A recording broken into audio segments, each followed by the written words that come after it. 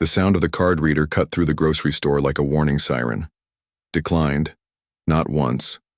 Not twice. But again. Aaron Hale froze, staring at the glowing red word on the small screen. His jaw tightened, his throat burned, and for the first time in years he felt smaller than the stack of cereal boxes on the counter. A man once respected, once powerful, now unable to pay for bread and milk. The silence around him didn't last. It never does. "Unbelievable," muttered a man in line, his voice sharp enough for everyone to hear. "Guy's wearing shoes that cost more than my car, but he can't buy groceries." A woman behind him gave a short laugh. Probably one of those rich posers who pretend to be broke just for attention. Seen plenty like him. Pathetic. Another voice joined in. A teenager, whispering just loud enough. "Looks like a Wall Street vampire. Bet he left his crypto wallet at home. No Wi-Fi in here, huh?" The laughter wasn't cruel enough to spark a riot, but it was cold. The kind of laughter that slices pride into pieces. None of them cared about the truth. They had already written Aaron's story in their heads. A failed card meant a failed man. He wanted to explain. He wanted to shout. He wanted to vanish. But he couldn't move. And then came a voice so small, so unexpected that it silenced every sneer in the store. "You can take my money, sir." The words didn't come from a man or woman in line. They came from a child. Aaron turned slowly. Standing beside him was a girl no taller than his hip. Her braids were tied with fading ribbons, her shoes scraped from playground gravel. In her hands, she held out a cloth pouch, its drawstrings fraying. The bag sagged with coins and crumpled bills, her treasure, her safety net. Gasps broke out behind them. Someone snorted. Another chuckled. "Oh Lord, now the little kids." Bailing out Mr. Designer Jacket. But Aaron didn't laugh. His chest caved in on itself. This wasn't funny. It was unbearable. "I can't take that," he said softly, voice shaking more than he wanted it to. "That's yours. You should keep it." The girl tilted her head, her eyes steady and clear. "But you need it more right now.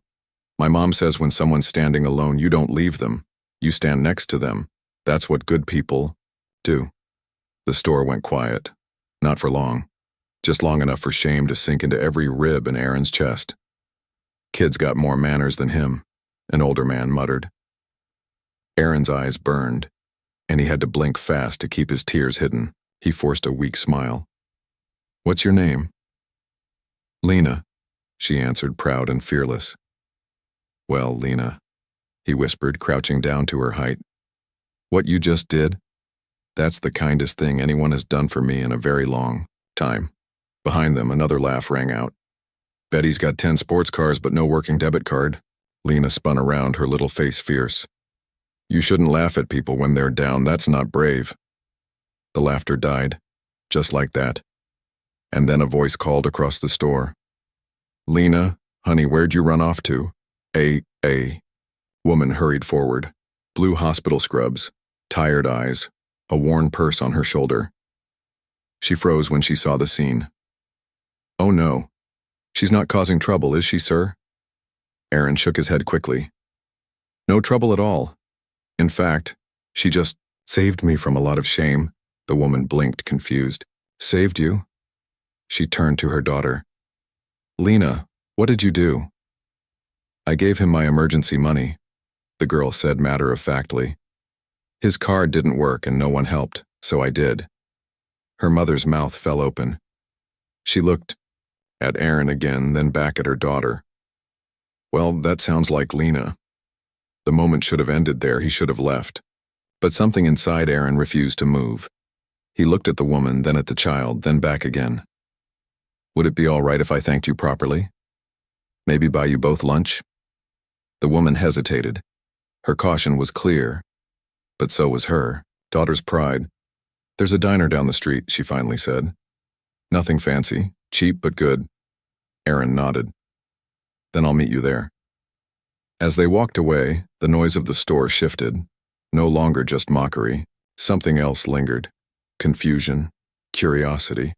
A billionaire-looking man with a broken card. a child with more grace than a room full of adults. Aaron glanced once more at the flashing red screen, declined. But deep in his chest he knew something else had been accepted. The Georgia sun blazed overhead as he stepped into the parking lot. He climbed into his dusty pickup truck, not the car anyone expected a man like him to drive. He didn't start it right away. He just sat there, hands gripping the steering wheel, breath uneven. In the echo of his mind, Lena's voice returned. "You can take my money, sir." But beneath those words was something else. "You still matter, even if they don't know who you are." And that was only the beginning. The diner smelled of frying bacon and coffee so strong it could keep a tired man awake for days. The neon sign outside buzzed faintly. The paint on the booth seats cracked from years of small-town mornings. It wasn't glamorous, but it was alive with a warmth that money couldn't buy. Lena slid into the booth first, her legs too short to touch the floor, her braids swinging as she leaned against the table. Her mother, Grace, followed, setting her, purse carefully beside her. Aaron hesitated before sitting down, suddenly aware of how out of place he looked. His shoes polished, his jacket pressed, but his pride worn thin. Grace glanced at him, cautious. "You sure you're okay with this?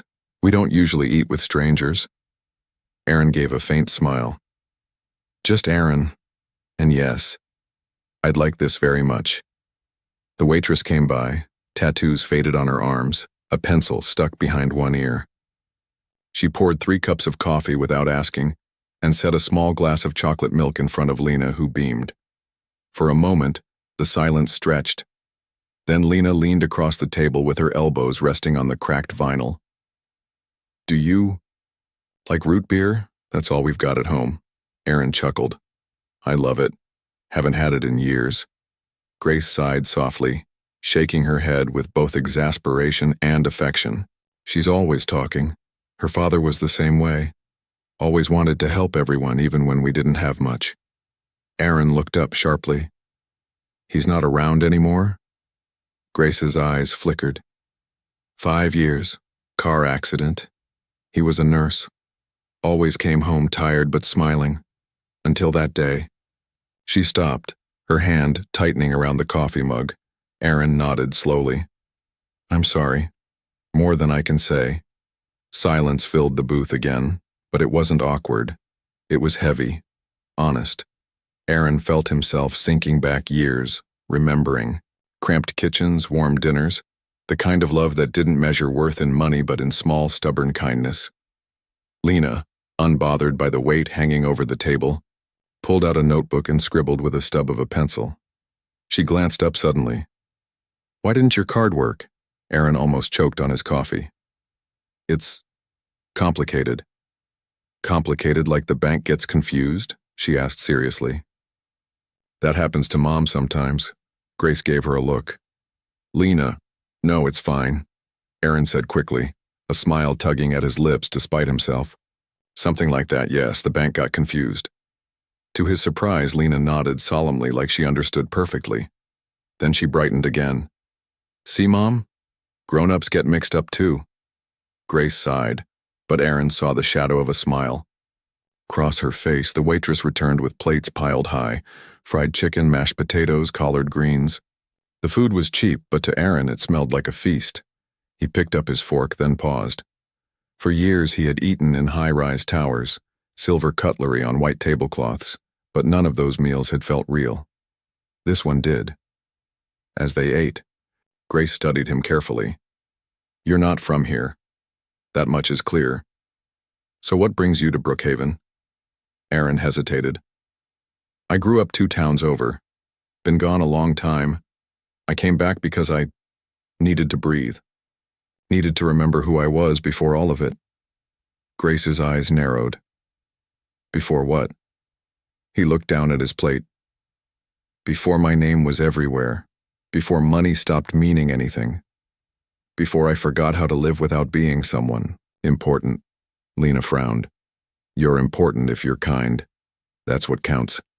Aaron blinked at her, stunned by the simplicity. "Out of the mouths of children," he whispered. The meal stretched on, Laughter flickered at Lena's jokes. Grace softened, though her guard never fully dropped. When the plates were finally empty, Aaron felt something he hadn't in years. Like he had eaten more than food. He had eaten belonging. Outside, the sun hung low, the air thick with summer heat. Grace adjusted her purse strap, preparing to walk home, but Aaron stopped them. "Wait, please. Let me thank you properly. Can I at least drive you back?" Grace hesitated, but Lena was already nodding eagerly. "Please, Mom, it's hot." Finally, Grace gave in with a quiet sigh. "All right. Just this once." The ride was short, but the silence was telling. Grace sat stiff in the passenger seat, her eyes scanning the worn dashboard of Aaron's old truck. Lena, however, chattered the whole way about school projects, playground games, and spelling tests. When they reached their apartment building, a faded structure with peeling paint and creaking stairs, Lena jumped out first. "Come on, it's not fancy, but it's home." Grace shot Aaron a look. "You don't have to come up." But Lena had already grabbed his hand, pulling him toward the stairs. "Yes, he does. He needs root beer." Aaron laughed, helpless against her determination. Inside, the apartment was small but clean. A sofa with mismatched cushions, a round dining table with only 3 chairs, a calendar on the wall with Grace's night shifts scribbled in purple marker and Lena's spelling words in bright red. Aaron stood in the doorway, suddenly overwhelmed by how real it all felt. For years he had lived in places with walls of glass and ceilings so high they swallowed sound. Yet this tiny home carried more warmth than all of them combined. "Sit," Lena commanded, pointing to the couch. "I'll get the root beer." Grace shook her head with a tired smile. "She's bossy. You'll get used to it." Aaron sank into the worn sofa, listening to Lena's feet patter across the kitchen floor. For the first time in years, he felt like he had stepped into a place that didn't need him to be wealthy or powerful. A place that only asked him to be human. But even as he settled into that thought, a storm was gathering outside, one that would test whether this fragile peace could last. The next morning smelled of cold coffee and shame. Aaron sat alone in a corner booth at a small diner across from the auto shop, pushing eggs around his plate. He hadn't touched them. His phone buzzed on the table, and he knew before unlocking it that something was wrong. The waitress glanced at him, whispering to the cook. 2 teenage boys at another table snickered as they scrolled through their screens. Aaron opened the phone, and his stomach dropped. There it was. A grainy video from the grocery store, already climbing through thousands of shares, his frozen face, the red letters on the card reader, and worst of all, the moment Lena handed him her pouch of crumpled bills edited so it looked like she was rescuing a beggar. The caption read, "When your billions don't work at checkout." A second version played circus music in the background while Monopoly money rained across the screen. Another clip zoomed in on his polished watch, mocking him with the words, "Luxury on the wrist, pennies in the wallet." Aaron had been famous before, but not like this.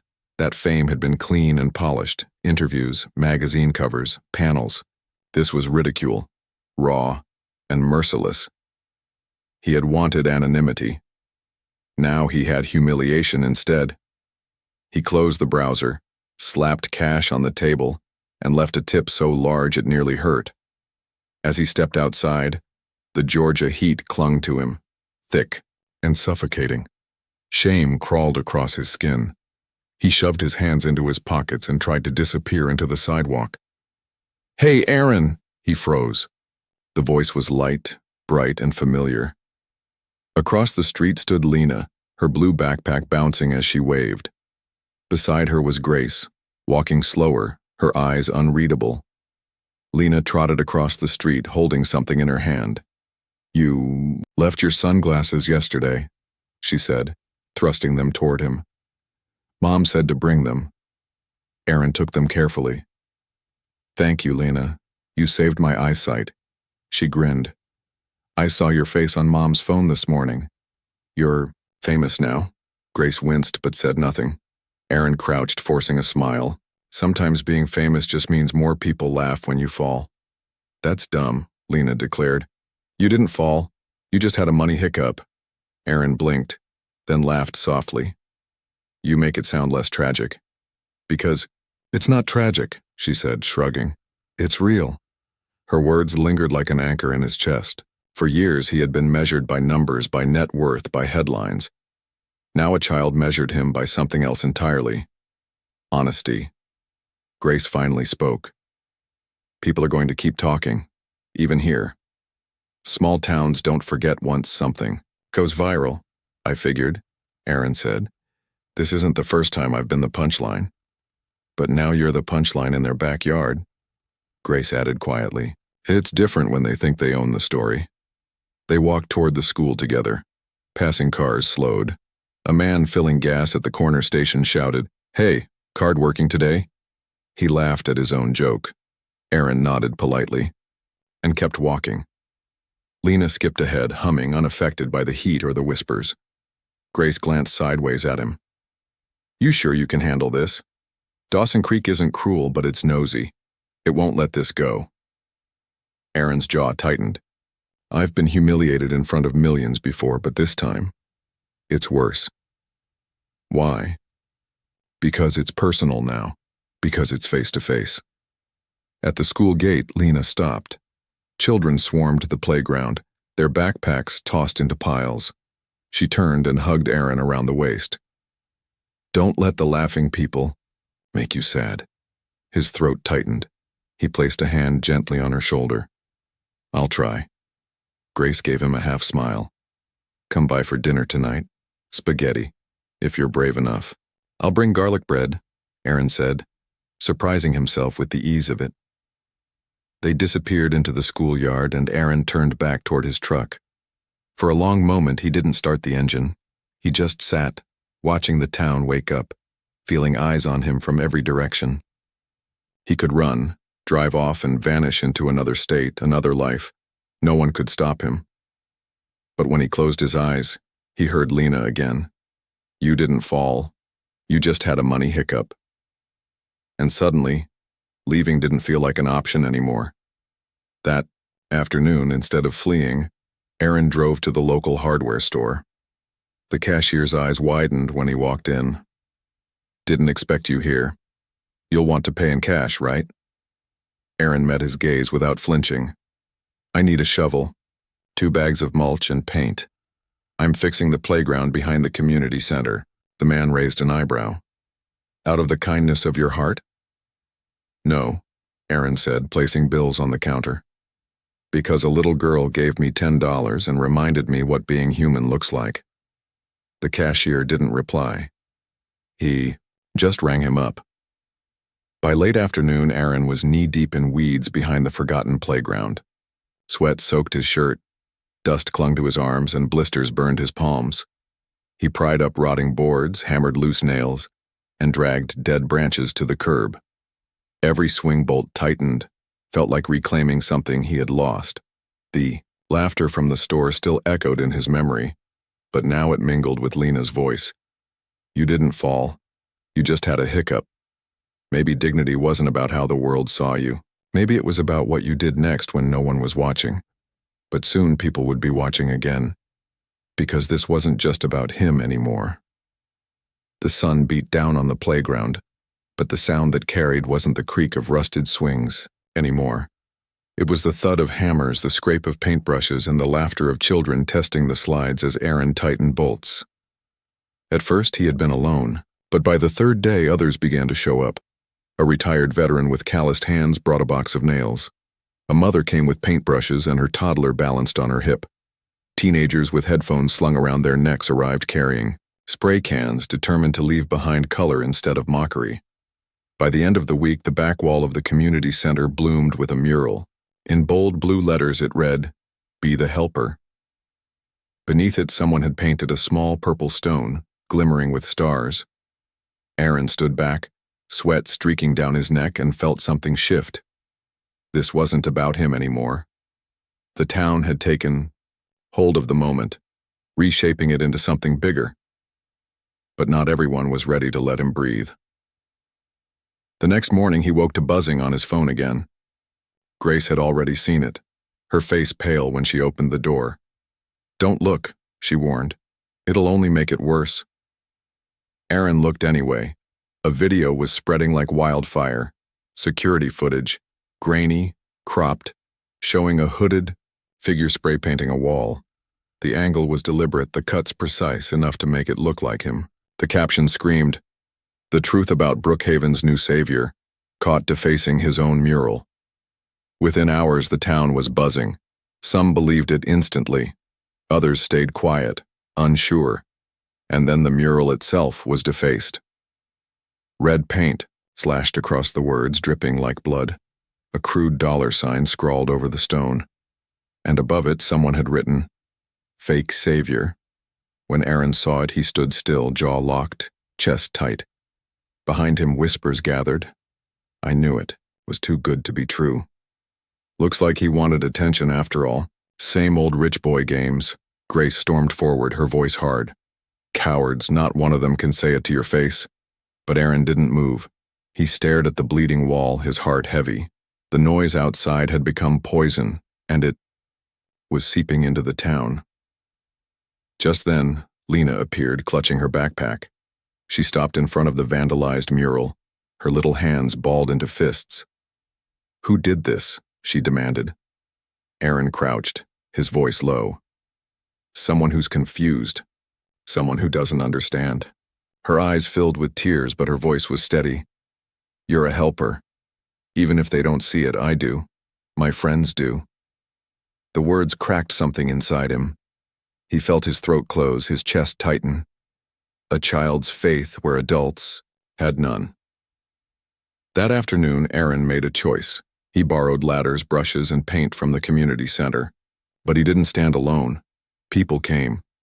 Teens who had filmed TikToks mocking him now showed up with paint cans, wanting to make it right. Mothers with toddlers strapped to their backs pressed their palms in wet paint, leaving bright handprints on the wall. Even Eli, a boy who had once broken his tooth on the old slide, returned with a tray of watercolors. Together, they didn't just repaint the mural, they remade it. Around the words, "Be the helper," flowers bloomed in 100 colors. Stars glimmered.